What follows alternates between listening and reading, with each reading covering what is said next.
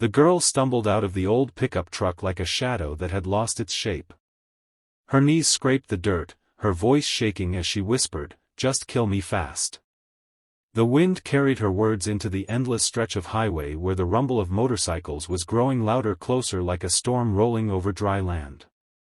When the engines cut off and boots hit the pavement, 5 men in black leather vests surrounded her.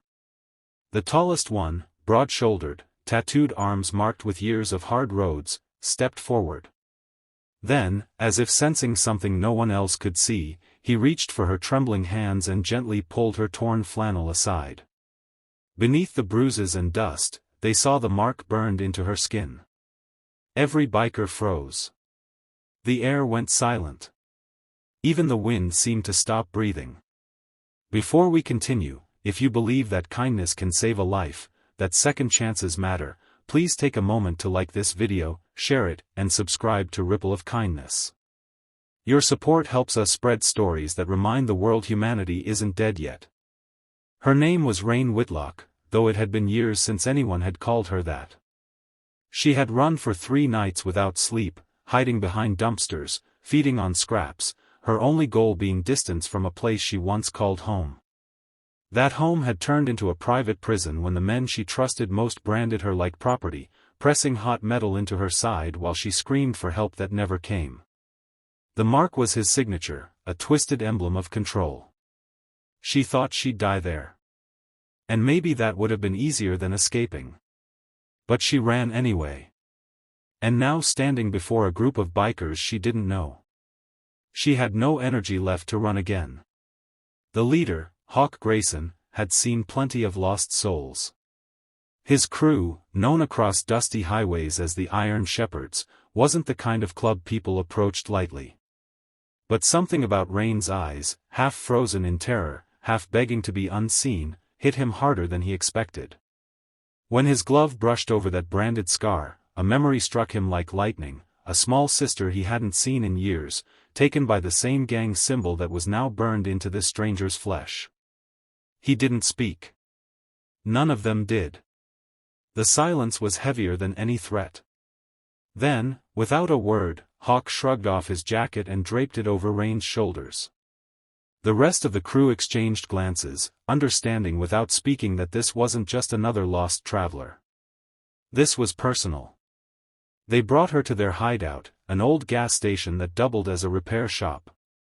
Rain didn't ask where they were taking her. She didn't care. Her body was running on fear and exhaustion. Her heart too numb to hope. But when they handed her water, patched her cuts, and gave her space instead of questions, something unfamiliar stirred inside her. Safety. That night, as she sat by the flickering light of a fire pit, Hawk finally spoke. His voice was calm, growly, but carried a strange gentleness.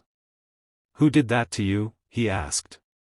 She hesitated, eyes locked on the flames, then whispered a name she hadn't said aloud in years. Mason Varick, leader of the Vultures MC, a gang known for trafficking and branding women as part of their trade. The air turned cold. The Iron Shepherds had history with the Vultures. Once allies until betrayal split the road between them. Hawk's jaw tightened, his fist curling against his knee. The mark on Rain's body wasn't just a scar. It was a challenge. Over the next few days, Rain tried to leave several times.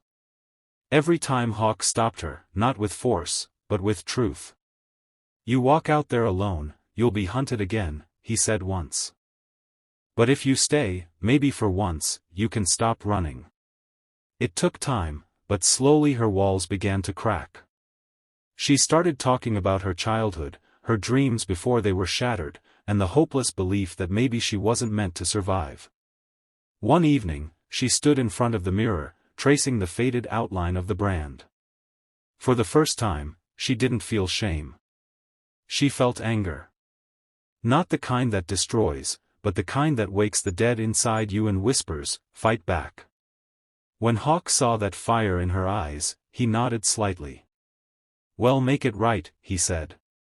The night they rode out was silent and moonless. The Iron Shepherds rolled down the empty highway, engines low, lights dimmed. Rain sat behind Hawk, her hands gripping the sides of his vest like a lifeline. They weren't going to kill Mason. Not yet. First, they were going to show him what it felt like to lose control. The confrontation at the old mill was fast and brutal. The vultures never expected them.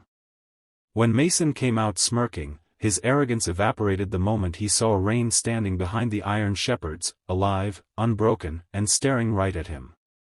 Hawk didn't have to say a word. The message was clear.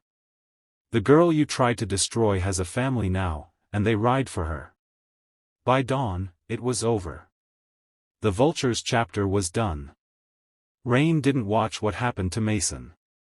She didn't need to. For the first time in years, she felt the sun on her face without fear. Hawk rode her back to the gas station, silent as ever. When they stopped, she got off the bike, looked up at him, and simply said, "Thank you for not letting me disappear." He nodded. "You're one of us now," he said. And for the first time, she smiled. Not the fragile, broken smile of someone pretending, but a real one. Because somewhere between pain and kindness, she had found her strength again. If this story touched your heart, if you believe in healing, in courage, and in the kindness that can save even one lost soul, please like this video, share it, and subscribe to Kindness Corner. Your support helps us tell more stories that remind the world that empathy still matters. Before you scroll away, comment below with one word that describes what this story made you feel. Was it hope, pain, or faith? We'd love to read your heart.